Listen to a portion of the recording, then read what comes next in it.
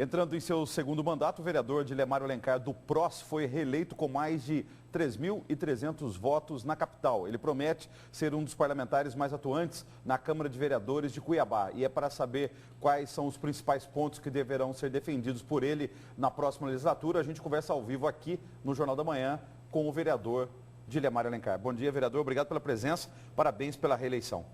Bom dia, é uma satisfação e quero já agradecer à população cuiabana pela reeleição do vereador Dilemário Alencar. Toda vez que acaba uma eleição, vereador, a gente ouve o seguinte, principalmente vocês políticos falam isso.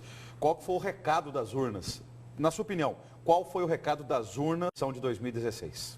Para mim o recado foi muito claro, que a maioria da população está insatisfeita com a forma que a classe política vem atuando em todas as esferas dos parlamentos. E também no executivo, né? A abstenção foi recorde, somando os votos nulos e brancos. Quer dizer, é um recado muito duro para a classe política. Quem quiser entender, que entenda. É preciso que realmente a classe política passe a atuar numa sintonia mais aberta com a população, fazendo uma boa gestão, uma boa política, zelando os recursos públicos. A população não aguenta mais a forma do modus operandi da velha política. Eu espero que com o que ocorreu em todo o Brasil, com a grande abstenção, os votos nulos e brancos, a classe política coloque a mão na consciência e procure atuar de forma mais positiva. Aqui em Cuiabá, por exemplo, primeiro turno, 128 mil entre brancos, nulos e abstenções. Agora, no segundo turno, mais de 150 mil não votaram em ninguém. Por exemplo, vamos pegar o seu mandato na Câmara. O que o senhor acha que o senhor deveria mudar enquanto vereador para atender esse eleitorado que não votou em ninguém nessas eleições? Eu acho que tem que trabalhar ainda mais, né? Apesar que a gente entende que fomos um vereador atuante, exercemos o verdadeiro papel do vereador, que é de fiscalizar o executivo, de fazer a comunicação entre a comunidade e o próprio executivo. Por exemplo, nós lutamos muito para que a atual gestão fizesse a licitação do transporte coletivo, combatemos não os radares, mas a indústria da multa. Tivemos atento à questão da saúde. A saúde de Cuiabá, apesar de quase 2 bilhões e 300 milhões de reais nos últimos 4 anos, Cuiabá recebeu essa soma, quase nada melhorou. As pessoas continuam agonizando nos corredores do pronto-socorro. Então, o político tem que estar sempre atento e o vereador Dilemário quer se dedicar ainda mais, trabalhar ainda mais para receber aprovação popular. Por exemplo, nós estamos agora a questão do saneamento aí, a CAB está sob intervenção, veio a notícia ontem agora de que a possibilidade do BNDES e também o Grupo Votorantim assumir a administração do saneamento em Cuiabá. Uma decisão dessa, na sua opinião, como é que deve ser feita? O prefeito eleito, Emanuel Pinheiro, tem que tomar essa decisão? Vocês, 25 vereadores eleitos, tomam essa decisão? Ou vocês têm que consultar a população cuiabana para depois agir politicamente? Antônio Carlos, eu fui o primeiro vereador a cobrar que o Executivo fizesse a intervenção na CAB quando a CAB não cumpriu as metas da universalização da água. Eu penso que agora, depois da intervenção e com o novo prefeito eleito, salutar que o atual prefeito busque o entendimento com o prefeito eleito Emanuel Pinheiro para resolver esse problema da intervenção na CAB.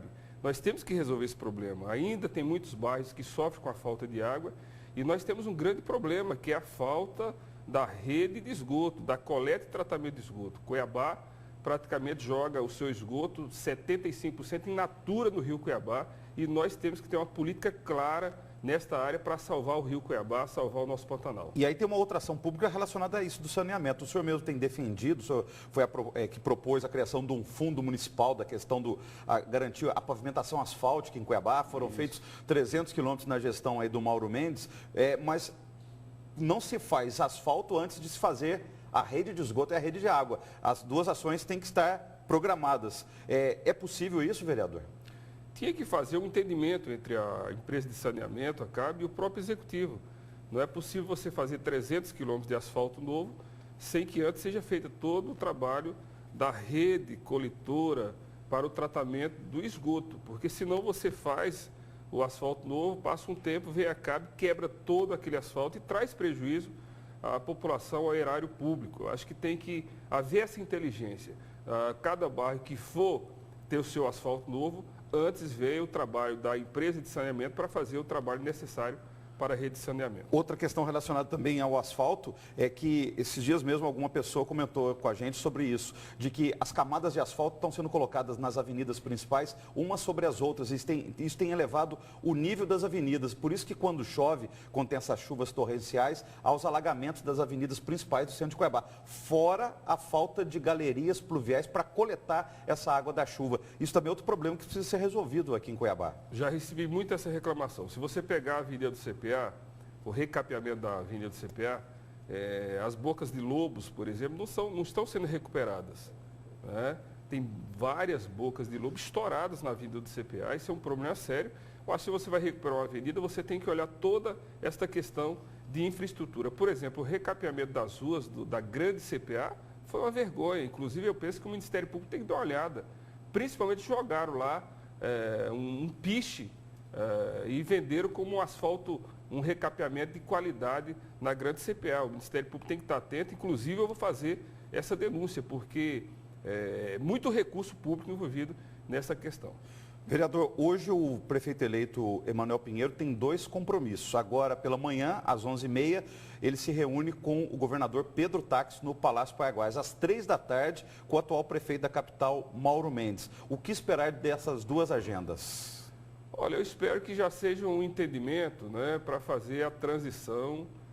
É importante, o atual prefeito está dialogando com o prefeito eleito. Os 2 são amigos de longa data. O importante é que o meu partido apoiou o atual prefeito Emanuel Pinheiro, eleito, no sentido de que ele faça um governo popular, zere os recursos dos impostos pagos pela população e resolva o grande problema hoje da nossa cidade, que é a questão da saúde pública.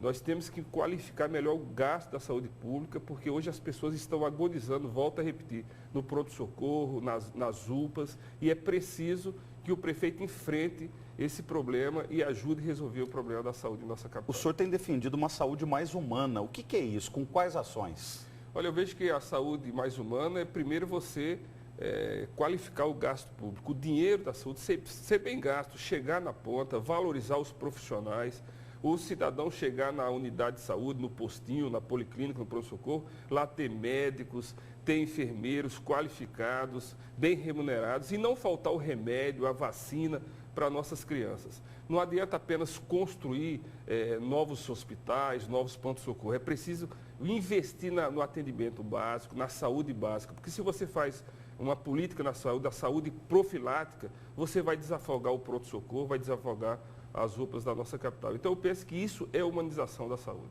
Durante toda a campanha eleitoral, principalmente no primeiro turno, quando o senhor era candidato à reeleição, a gente viu o senhor em companhia do prefeito eleito Emanuel Pinheiro. Com a eleição de Emanuel Pinheiro e a reeleição do senhor, fica a pergunta, o senhor é um dos candidatos desse grupo político que está assumindo a prefeitura de ser candidato à presidência da Câmara de Vereadores da capital? Eu tenho conversado já com alguns vereadores que é importante, primeiro, antes de nós discutirmos nomes, nós discutimos uma proposta para ser implementada na próxima gestão da Câmara para recuperar a credibilidade do Parlamento Municipal. Nós precisamos dar uma resposta positiva para a nossa sociedade, a Câmara voltar a ser uma casa cidadã, próxima do cidadão, fazer as sessões itinerantes, dar total transparência ao gasto dos recursos do EDESP. Eu acho que antes de discutir nomes, tem que discutir uma proposta. E dentro dessa proposta, eu penso que qualquer que queira implementar uma proposta ética, uma boa política na Câmara Municipal, pode se candidatar. Em cima de uma proposta, eu coloco meu nome. Agora, se não tiver uma proposta de recuperar a imagem da Câmara, continuar o modus operandi aí, a Câmara com a alcunha de Casa dos Horrores, eu não estou fora. Dessa política aí, eu não faço. Mas eu estou vendo muita boa vontade dos 25 vereadores, tanto os eleitos como os reeleitos, de buscar um novo rumo da política. Eu volto a dizer, o recado nas urnas da população foi muito forte. A abstenção significa que a população não está contente com os modos operantes que a classe política vem adotando no nosso país. Obrigado, vereador. Boa sorte no novo mandato. Obrigado.